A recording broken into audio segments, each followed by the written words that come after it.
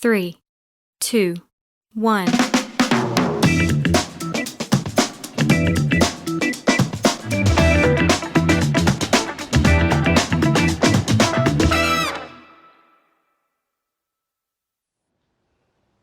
Rolling and action. And action.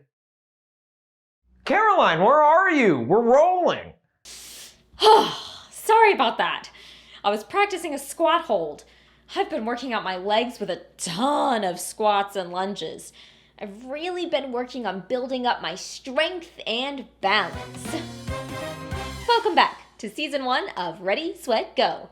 I'm Caroline.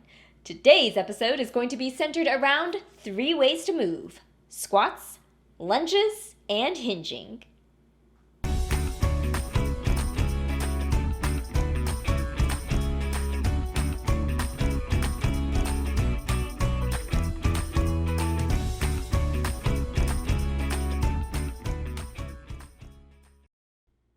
Deciding what movements to do to put together a workout can be a daunting task, especially with so many fitness resources available online.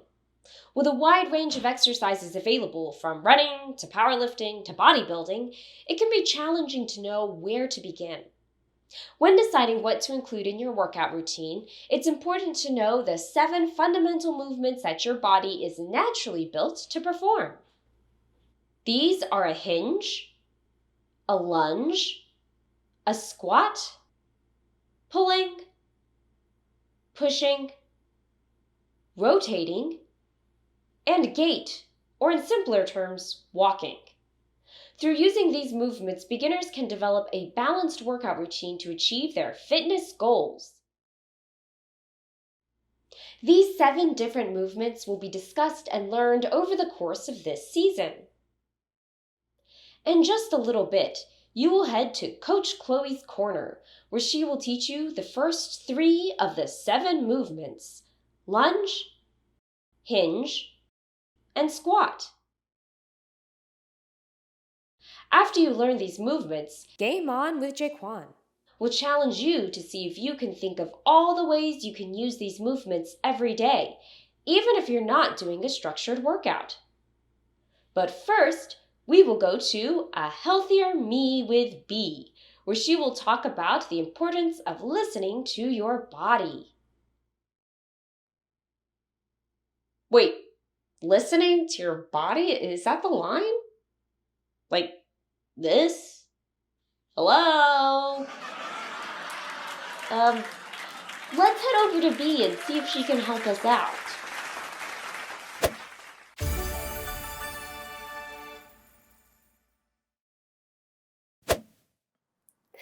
Hey, I'm B. Today we are going to discuss what exactly it means to listen to your body. So, what does that mean? And why am I even talking about this? Does your body actually speak? No, your body isn't actually going to talk to you, but our bodies have their own way of communicating. When you exercise, your body tells you how it feels, from feeling energetic and ready to take on the day, to maybe feeling hurt or tired or even overheated. All of these feelings are your body trying to communicate with you.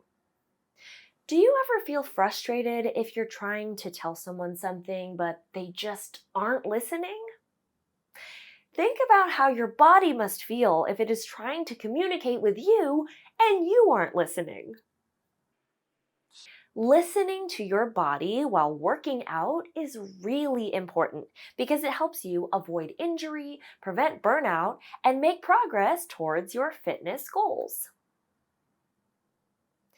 All of those feelings are your body sending you messages about how it's feeling. Pain is a signal you may be putting too much strain on a muscle and risking injury. Shortness of breath is a signal your lungs are not getting enough oxygen to send to the rest of your body. Overheating could mean you are dehydrated or your body is simply just too hot. If you ignore these signals and push yourself too hard, you risk injuring yourself. Can you think of a time where you might have felt any of these feelings? If you feel pain or shortness of breath while working out, stop your workout and tell an adult. Overall, listening to your body while working out is an important part of staying safe and healthy while learning to maintain a healthy lifestyle. It is important to keep that in mind during your workouts with Coach Chloe. She loves to challenge you, but only when she knows you understand how to listen to your body's limits. Keeping all of that in mind, are you ready to work out? Let's head over to Coach Chloe's corner and see how she'll get us moving today.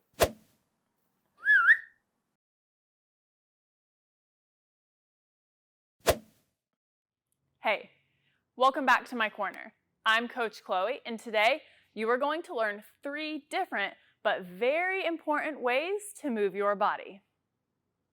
The first movement you are going to learn is a lunge. Lunges are a lower body, unilateral exercise, meaning you work on each side of your body independently. The single leg movements activate your stabilizing muscles to develop balance, coordination, and stability. Start standing tall with your feet lined up underneath your shoulders. Step 1 foot forward, bending both knees as your back knee gently touches the ground. Your front shin should be vertical or straight up and down. Once that back knee touches the ground, push all of your weight through your back foot as you bring your front foot to return to the starting position. Take a brief pause to make sure you are balanced, then step forward and repeat with the other foot. And just like that, you have a lunge. If you feel like you are losing your balance, try putting your hands on your hips or holding on to something while you lunge. Now, let's do 4 total lunges together. Ready?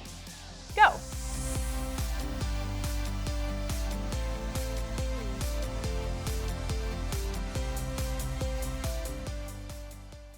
The next movement you are going to learn is a hinge. The hip hinge is used to perform essential tasks, such as bending over and picking things up. Bending over using a hinge helps to protect your back from an injury. Start this movement with your feet lined up underneath your shoulders. With a slight bend in your knees, gently lean forward, keeping your back straight as you push your hips back. It sounds silly, but think about pushing your bottom to the wall behind you. Remember to keep your back flat. Do you think a glass of water could sit on your back without spilling? Get ready to try a hinge. You are going to perform 3 hinges, standing back up in between each one. Ready? Go.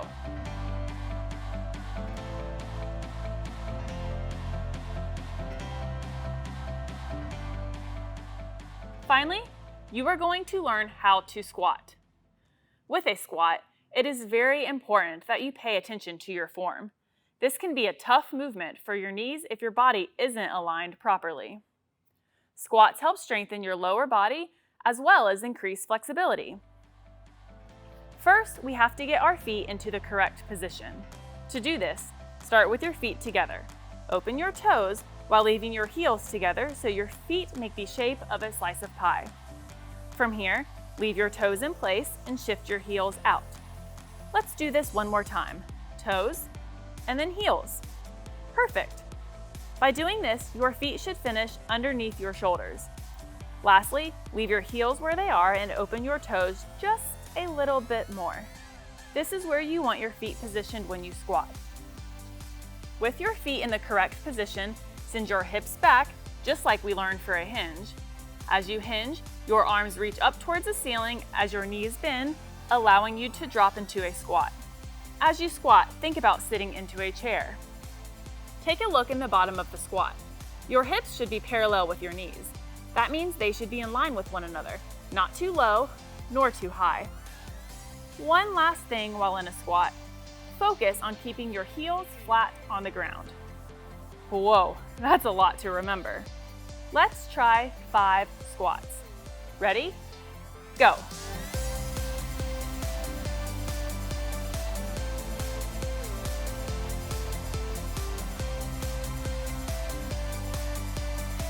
Today's workout will include lunging, hinging, and squatting.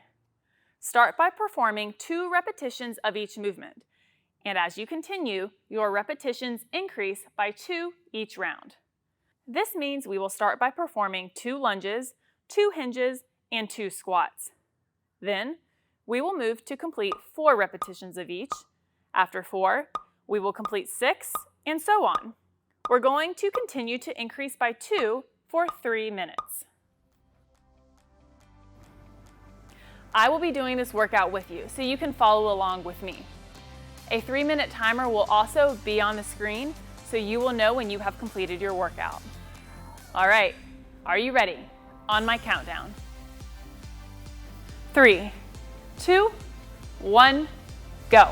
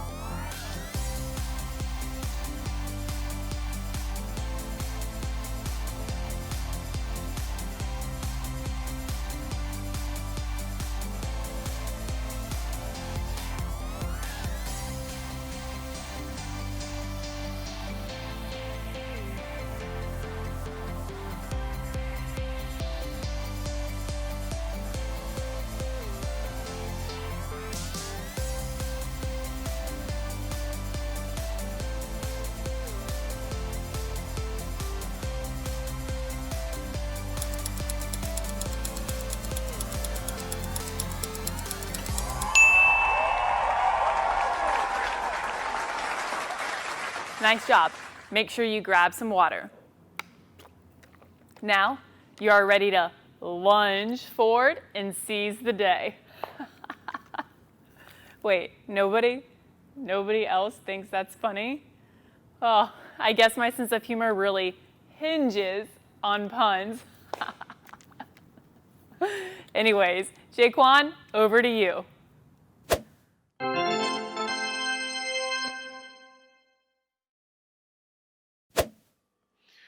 I love puns, Coach Chloe.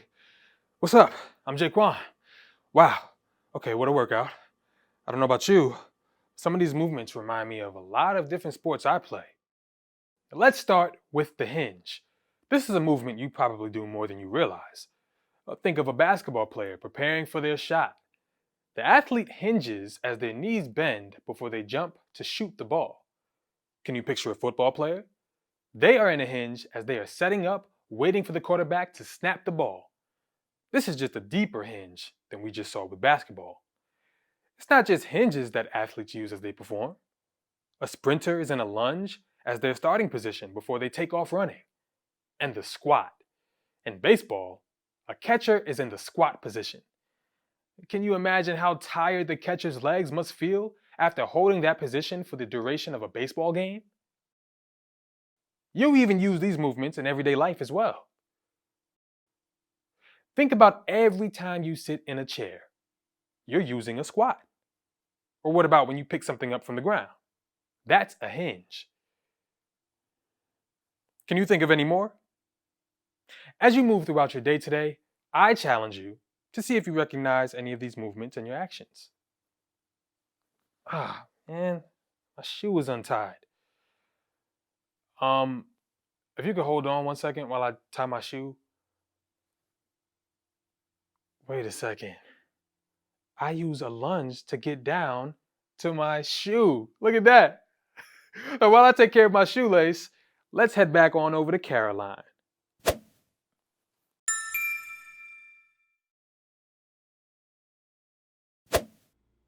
Great job today as you learned how to properly hinge, lunge, and squat. That's all the moving and grooving for this episode. Tune in next time when we'll learn 2 more movements, push and pull. That workout was legendary.